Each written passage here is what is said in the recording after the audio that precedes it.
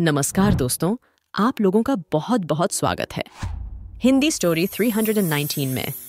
आज हम बहुत ही अद्भुत सी श्री कृष्ण दौड़े चले आए की कहानी आपके सामने लेकर आए हैं। अगर आप पहली बार हमारे चैनल को देख रहे हैं तो हमारे चैनल को सब्सक्राइब कीजिए, लाइक कीजिए और कमेंट में जरूर बताएं किस तरह की कहानी आप सुनना चाहते हैं। अर्जुन ने अपने आप को श्री कृष्ण को समर्पित कर दिया था। अर्जुन होता हुआ भी नहीं था, इसीलिए कि उसने जो कुछ किया अर्जुन के रूप में नहीं, श्री कृष्ण के सेवक के रूप में किया। सेवक की चिंता स्वामी की चिंता बन जाती है। अर्जुन का युद्ध अपने ही पुत्र बब्रुवाहन के साथ हो गया, जिसने अर्जुन का सिर धड़ से अलग कर दिया और कृष्ण दौड़े चले आए, उनके प्रिय सखा और भक्त के प्राण जो संकट में पड़ गए थे। अश्वमेध यज्ञ का घोड़ा बब्रुवाहन ने पकड़ लिया और घोड़े की देखभाल की जिम्मेदारी अर्जुन पर थी। बब्रुवाहन ने अपनी मां चित्रांगदा को वचन दिया था कि मैं अर्जुन को युद्ध में परास्त करूंगा, क्योंकि अर्जुन चित्रांगदा से विवाह करने के बाद लौटकर नहीं आया था। और इसी बीच चित्रांगदा ने बब्रुवाहन को जन्म दिया था। चित्रांगदा अर्जुन से नाराज थी और उसने अपने पुत्र को यह तो कह दिया था कि तुमने अर्जुन को परास्त करना है, लेकिन यह नहीं बताया था कि अर्जुन ही तुम्हारा पिता है।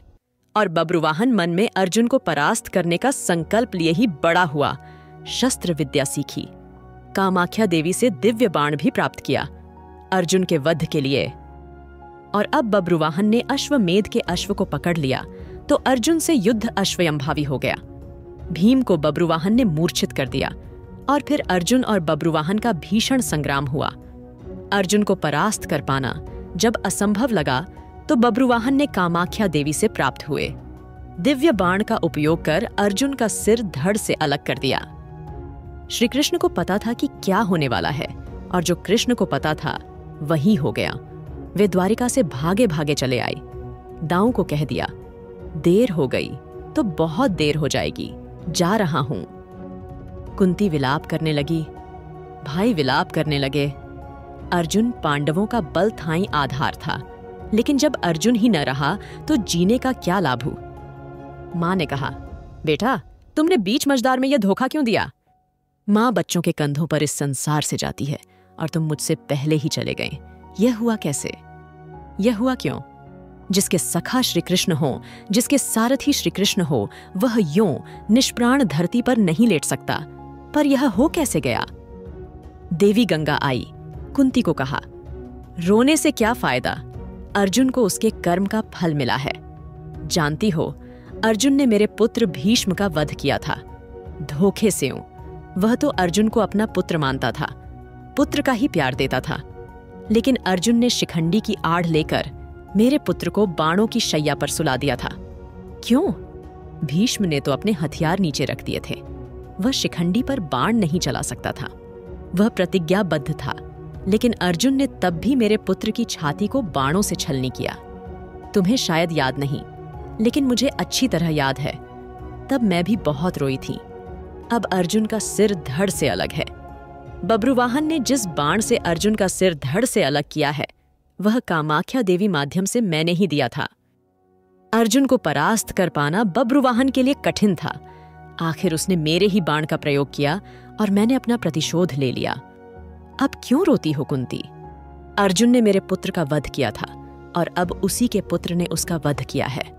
अब रोने से क्या लाभ? जैसा उसने किया वैसा ही पाया। मैंने अपना प्रतिशोध ले लिया हूं। और प्रतिशोध शब्द भगवान श्री कृष्ण ने सुन लिया। हैरान हुए। अर्जुन का सिर धड़ से अलग थायूं और गंगा मैया, भीष्म की मां, अर्जुन का सिर धड़ से अलग किए जाने को अपने प्रतिशोध की पूर्ति बता रही हैं। श्री कृष्ण सहन नहीं कर सके। एक नजर भर अर्जुन के शरीर को, बुआ कुंती को, पांडु पुत्रों को देखा, बब्रुवाहन और चित्रांगदा को भी देखा। कहा, गंगा मैया, आप किससे किससे प्रतिशोध की बात कर रही हैं? बुआ कुंती से, अर्जुन से, या फिर एक मां से? मां कभी मां से प्रतिशोध नहीं ले सकती। मां का हृदय एक समान होता है, अर्जुन की मां का हो या भीष्म की मां का। आपने किस मां प्रतिशोध लिया है? गंगा ने कहा, वासुदेव। अर्जुन ने मेरे पुत्र का उस समय वध किया था जब वह निहत्था था। क्या यह उचित था? मैंने भी अर्जुन का वध करा दिया। उसी के पुत्र से। क्या मैंने गलत किया? मेरा प्रतिशोध पूरा हुआ। यह एक मां का प्रतिशोध है। श्री कृष्ण ने समझाया, अर्जुन ने जिस स्थिति में भीष्म का वध किया, वह स्थिति भी तो पितामह ने ही अर्जुन को बताई थी, क्योंकि पितामह युद्ध में होते तो अर्जुन की जीत असंभव थी और युद्ध से हटने का मार्ग स्वयं पितामह ने ही बताया था। लेकिन यहाँ तो स्थिति और है। अर्जुन ने तो बब्रुवाहन के प्रहारों को रोका ही है, स्वयं प्रहार तो नहीं किया, उसे काटा तो नहीं। और यदि अर्जुन यह चाहता तो क्या ऐसा हो नहीं सकता था? अर्जुन ने तो आपका मान बढ़ाया है। कामाख्या देवी द्वारा दिए गए आपके ही बाण का प्रतिशोध लेकर आपने पितामह का, अपने पुत्र का भी भला नहीं किया। गंगा दुविधा में पड़ गई हूं। श्री कृष्ण के तर्कों का उसके पास जवाब नहीं था। पूछा, क्या करना चाहिए? जो होना था सो हो गया, आप ही मार्ग सुझाएं। श्री कृष्ण ने कहा, आपकी प्रतिज्ञा पूरी हो गई। उपाय तो किया ही जा सकता है, कोई रास्ता तो होता ही है। जो प्रतिज्ञा आपने की वह पूरी हो गई। जो प्रतिज्ञा पूरी हो गई तो अब उसे वापस भी लिया जा सकता है।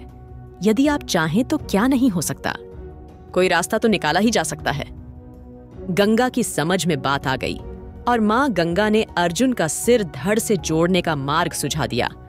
यह कृष्ण के तर्कों का कमाल था, जिस पर श्री कृष्ण की कृपा हो, जिसने अपने आप को श्री कृष्ण को सौंप रखा हो, अपनी चिंताएं सौंप दी हो, अपना जीवन सौंप दिया हो, अपना सर्वस्व सौंप दिया हो। उसकी रक्षा के लिए श्री कृष्ण बिना बुलाए चले आते हैं। द्वारिका से चलने पर दाऊ ने कहा था, कान्हा, अब अर्जुन और उसके पुत्र के बीच युद्ध है, कौरवों के साथ नहीं, फिर क्यों जा रहे हो? तो कृष्ण ने कहा था, दाऊ, अर्जुन को पता नहीं कि वह जिससे युद्ध कर रहा है वह उसका पुत्र है, इसलिए अनर्थ हो जाएगा और मैं अर्जुन को अकेला नहीं छोड़ सकता। भगवान और भक्त का नाता ही ऐसा है, दोनों में दूरी नहीं होती, और जब भक्त के प्राण संकट में हो तो भगवान चुप नहीं बैठ सकते। अर्जुन का सारा भाव हो और कृष्ण दूर रहें, यह हो ही नहीं सकता। याद रखें, जिसे श्री कृष्ण मारना चाहें कोई बचा नहीं सकता, और जिसे वह बचाना चाहें उसे कोई मार नहीं सकता।